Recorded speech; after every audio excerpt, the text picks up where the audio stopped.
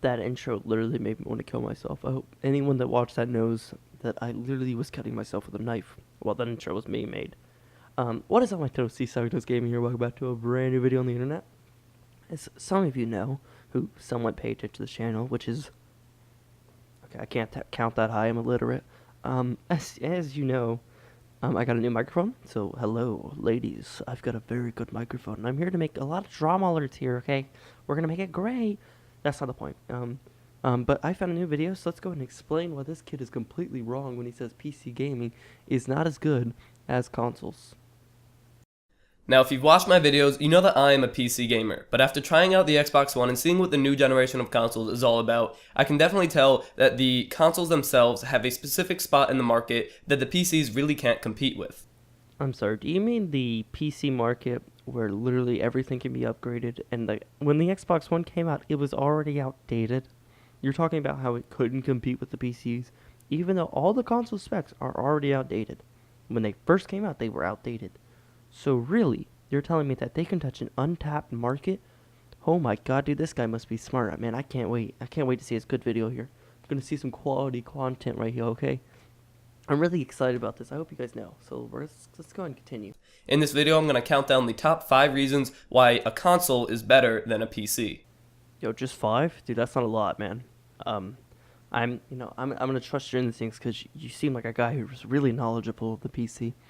So I'm gonna trust you 100%. Hopefully, you really telling me how I should sell my PC and buy a console right now, okay? You'll get me up there, man. Just tell me exactly what I should do. Give me the top 5 reasons, man. I would like 10 next time. So maybe if next time you take a video, maybe go for 10. I know that's gonna be really easy with all the greatness of a console. So let's go ahead and continue watching to see how great this video is gonna get. So the number 5 reason why a console would be better than a gaming PC is price. Now I know this is a very controversial subject, but it has to do more with cost distribution. With a console, you're paying a very small amount up front, and then over time you pay more and more. And then with a PC, you usually pay a little bit more up front and then less over time for games and whatnot. Not including the internet cost that you're already paying for with your house, anything like that, just the simple $60 a month, or not $60 a year price, very common thing in PC world, every time I get on my, my games, I'm like, yo, can't wait to pay that $60 fee that I really don't have to pay, but I should pay it anyway, because that's the only way I can talk to my friends, It's not like PC has anything that's not at all like that, right? Right, guys? And whether you like it or not, most people are more willing to pay less now and more over time than more now and less over time. That's kind of how car leasing works and mortgage and stuff like that. Now, it's also worth it to note that pre-built computers, what many PC gamers are using, are actually a worse deal than consoles. So that will drive people to use a console instead of a pre-built. I mean, he's not fully wrong. I mean, he is wrong, don't get me wrong, when he says, oh, well, consoles are definitely the cheaper route. He's right, but you are getting outdated specs. And if your console breaks, a single part, if your RAM catches on fire for whatever reason, yes, this is a joke, RAM doesn't normally catch on fire. I mean, I'm sure there's cases where it does, but RAM doesn't normally catch on fire. So, if your console suddenly burns the RAM or whatever, you can't replace that RAM. You have to buy a whole new console. Now, depending on how much the console is or whenever you bought it, you might not even be able to buy it because one, it might be out of stock, or one, it might be $200 for a whole new console when you can buy RAM for like $30 maybe. And if you do build it yourself, it's a lot more work than just buying a console, plugging it in, and playing. Well, obviously, if you have a car and you build it yourself, it's going to be harder because it's a car. I mean, you've never built it before. But building PCs is actually really easy. You can look up a lot of tutorial videos. It's so simple, but yet apparently building a PC is like this complex math. It's like building a nuclear engine. You're over here struggling, slamming hammers into things, and you don't know what you're doing. But really, just look up a video, man. It's that simple, which is crazy, because a lot of people are like, oh, well, it's really hard for me. It's difficult, but it's not at all. It's really pretty easy, to be honest. The number 4 reason why a console is better than a gaming PC is because it is casual friendly or user friendly. Either term really works there. And the first point I want to make is that you don't need to make any upgrades with your console. You buy a console once, and then maybe 7 years later you need to upgrade it to a new generation. Oh, so like the Scorpio? Which, okay, to be fair, he didn't know about Scorpio yet, but really, I mean, upgrading your PC compared to upgrading a console. Here's the downgrades to upgrading a PC. Okay, here's the benefits of upgrading a PC. Not only are you getting the benefits of having a part, but if something breaks in your PC, you can replace it. It's really easy. Like I said on my last point, if your RAM breaks, you just replace it. What do you do if your RAM breaks on your console? Buy a whole nother console? Like, that seems completely... You don't just sit there like, oh, my fucking windshield wipers broke. Well, I guess I'm buying a whole new car, because that doesn't make sense. And in that whole time frame, the only things you are buying are games and controllers or stuff like that. In addition, I've already mentioned it, but consoles are plug and play. You plug it in once, it works, and you are ready to play your games. There's no assembly required, and it's really easy to do. Why did it zoom in on your face like you were literally saying the most important thing in the world? You're like, yeah, my mom died. Bum, bum, bum. Like, why? You don't need it in your life. But let's go and just break down some of these points. And I'm going to say this very simply because I do not think you understand any big words. So I'm going to break it down just quite small, okay? First, when you buy a PC, a pre-built PC, guess what that PC is? Oh, yep, it's a plug-and-play PC. You plug it into the wall, you turn it on. You now have a PC that works. What? No way. That's crazy. I can't believe that actually happens. Consoles are so weird. Oh no, it's a PC. Whoa. And lastly, consoles usually have a better customer service experience. Companies like Sony and Microsoft have dedicated customer service teams for their consoles, and in addition, if your console breaks, you can just contact the vendor that you bought it from and either get it replaced or fixed very quickly. With a PC, you have to diagnose which part broke, then contact that company directly, see if you can get it replaced, not be able to use your PC in the meantime, and it's much more of a hassle than it is with consoles. First off, PC's customer support, there is none, unless you buy a pre-built one, like I've said before. Obviously, you don't know what pre-built is, so... But, you're right, if you do break a PC, like a certain part breaks, and you cannot use your PC. But, most of the time, your PC doesn't break with your new or an old part. Most parts don't break in a PC. They do sometimes, don't get me wrong, but they don't break. Now, let's talk about Xbox customer support, if you will. Xbox 360, you have a red ring of death. What do? You contact Microsoft support? What do you think Microsoft support tells you? Microsoft support will probably tell you, oh, well, you just gotta either let it cool off, and if that doesn't work, well, go buy another console, because we're greedy fuckers who want money. You know what a game's, like just a RAM maker or whatever, they'll probably send you another piece of RAM, because it's not that expensive. You might have to pay the shipping fees or whatever, but that's fine, because normally you're not doing this every single day. It's not like RAM just explodes randomly. I'm using RAM as an example because, I don't know, it's just a good word to say, The number 3 reason why consoles are better than gaming PCs is multiplayer. Look, I made it to 3 without having to pop some alcohol. Woo! I'm not 21 yet, so please arrest me. I don't want to live in this world anymore. Just go ahead and send me to jail. Probably be better than here. What is he gonna say about multiplayer? It's gonna be fucking retarded, isn't it? I swear he's probably autistic or something. Starting with offline, it is so much better on a console than on a PC. You can just connect more controllers, sit down with your friends on a couch, and start playing. On a PC, you can sort of use a different side of the keyboard or something if the game supports it, but really you can't compete with just having multiple controllers on a couch playing a console game. First off, you can connect controllers to it. You do not have to use the keyboard. Guess what? There's a thing called an adapter. It works. You can use one for an Xbox One. You can use one for a PS4. Actually, PS4 has Bluetooth, I'm pretty sure, so you can just connect it straight to a PC with Bluetooth capabilities. Whoa! But not only that, you have the adapters for the Xbox 360 controller, the Xbox One controller. Now, I don't think PS3 can do it, but I could be wrong here. I haven't done any research on it. So, literally, you proved your own point wrong because you wanted to be a little bit of a... what is that word? A smartass? And think that because you're on a PC, you can't plug in a console controller.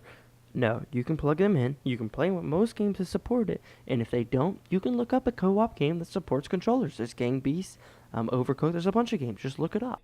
Past that, even online multiplayer is sometimes a better experience on a console. Mostly because it has a huge user base. No matter where you're from, you're going to be able to find a game with a decent connection. Okay. Let me go ahead. So, with a console, most console games do not have server browsers. On PC, most games that play multiplayer have server browsers. Do you think there's a reason for this? Yes, it's to find the best game for you on a PC to play. On consoles, you do not have this. There's a quick option. And now, do I know the reason why? No. I have literally no. I would assume it's just because servers or something. I don't know. Look it up if you're really that curious. But still, it's better on a PC, not worse. On PC, if you're not playing one of the newer games, there may not be that many people on it, and if you're not from a populated area, you may have a very bad connection to the server you're connecting to. This right here is Quake Live. If any of you know this, it's been out for 7 years now. This came out in 2010. Now, 2010 may sound like, well, that's too, not even that far away. It's pretty far, okay? It's 7 years. That's kind of crazy. But you might be thinking, well, Tristan, you just proved your point. Their player count is so low. It's only 400. You're right. It is only 400. Now, you got to remember, right now, my time in Eastern Time, it is 11:29. This does mean that the player count will probably be shorter than most of the time. But I'm not going to use this as an excuse. So, with this in mind, most games have a server browser. Guess what? Let's say you're going to play Quake Live on console. Let's just say it. And let's say that it ran by most standards, like, I want to say EA, but I know EA Battlefield has a server browser. Let's say Call of Duty. When they shut down those servers, the game is dead. Most of the time, they'll have like maybe a few servers playing a few maps or whatever, but no one is going to be playing a game with no servers that you can connect to. Now, this might sound crazy, but with a PC, you can choose what server you want to join with better ping and a high amount of players. It's your decision, not a game's decision. Now, the number 2 reason why a console will be better than a gaming PC is couch gaming. In general, relaxation is a big factor in console gaming. You can just hook it up to your home theater setup that you already have, grab a controller, sit back on the couch, and start playing. It's a more laid-back gaming experience. A lot of people argue that there is a PC alternative to that you can build a dedicated gaming PC, but that also takes away from the value of a PC because you can't really use it as a work PC if it's connected to your home theater. It really defeats the purpose of having a PC in general. So couch gaming is a huge pro for consoles. Okay. Let's go ahead and just throw couch gaming out the window. Here's why you're going to throw couch gaming out the window. Couch gaming is where you sit in a chair and play games and enjoy it. Some people set it up in their living room, and if you do, okay, a little bit more understandable for couch gaming. But if you're in a room like this kid is right here, if you notice, he's in a room where he's sitting in a chair, his computer in the background, where he's probably sitting down in a chair playing games. Now, correct me if I'm wrong here, this sounds like couch gaming to me. Maybe I'm completely wrong, but this sounds like couch gaming to me. Now, you might be saying, well, he's saying that you can't work from it.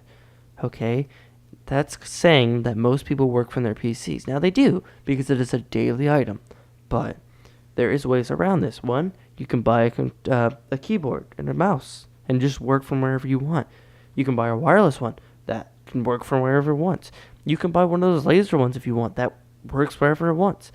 Literally, there's 1,000 different options. How do you work from your console? That's right, you can't. Whoa. Now, the number 1 reason why consoles are better than gaming PCs is consistency. The first point I want to make here is that everybody has the same exact thing, and that can be very beneficial to the user. Say you're having a problem, somebody else has probably had that problem, fixed it, and put it on the internet for you to see and do it yourself. I'm legit getting a headache from this guy. Okay. You hear that? That's nice, isn't it? Okay. So, here's my issue already. When you have an issue on a PC, you can look this issue up with really easy results. You look it up. Let's say you're having a blue screen, and I'm gonna make up a bullshit excuse here. Let's say you have a blue screen, right? And let's say you look it up and figure it out. Oh, it's your GPU. You buy a new GPU and replace it. Okay. Let's say you have an issue with the console. You break it, whatever. You have to buy a whole nother one. I've said this before. But my point here is, guess what? Most people are smart enough to figure it out. If you have an issue with your PC, look it up. What? This is some kind of witchcraft here, man. I don't understand. It's very simple.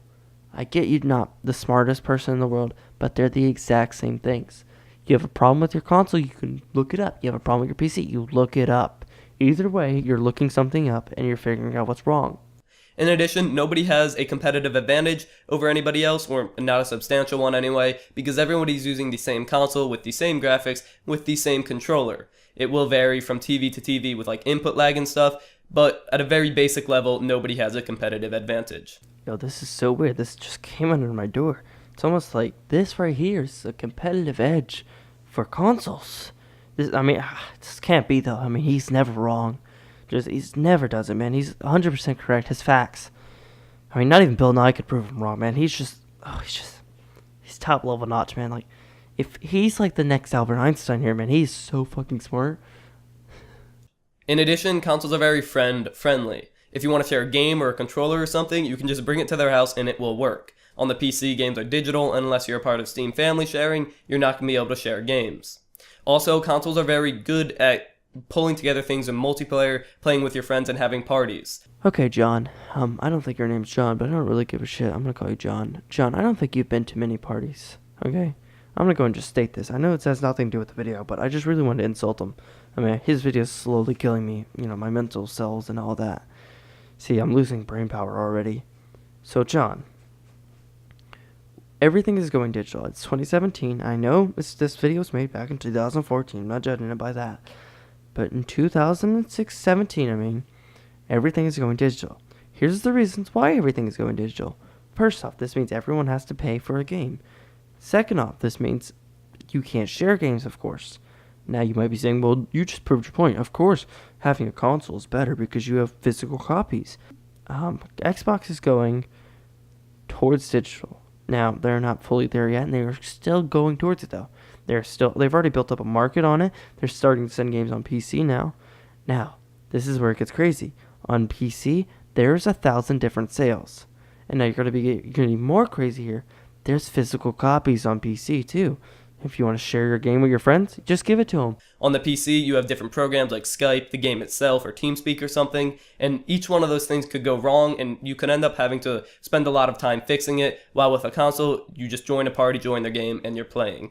But John, what if something goes wrong with my party chat? What if my microphone my Xbox just doesn't register? What do I do then, John? What do I do?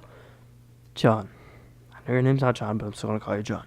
John, if I join a Discord, Skype, TeamSpeak, whatever, of course everything could go wrong.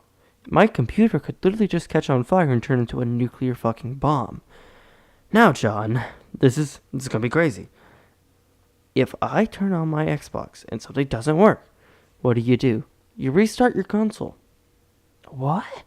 Now, a lot of people are like, well, yeah, that's obvious. John here does not seem to realize this. John will sit here for an hour trying to figure out, I don't understand why it's working. And then his computer just shuts off randomly. And he's like, well, it starts working now. I'm so glad. John has no clue what he's talking about, as you can tell from this video. Now, the rest of this video is him showing his shitty setup and all that. And I don't want to do it. He says he's a PC gamer, but we all know he's not, because if you've obviously watched this video, he barely knows anything. He's pretty much Mr. YouTube Gaming here. Maybe a little bit better than that. I'm not going to put him down that low. He's not that garbage. But if you guys did enjoy the video, do whatever you do. I got to go drink alcohol. I'm probably going to overdose. Who knows what I'm going to do. But as always, guys, stay soggy, my toasties.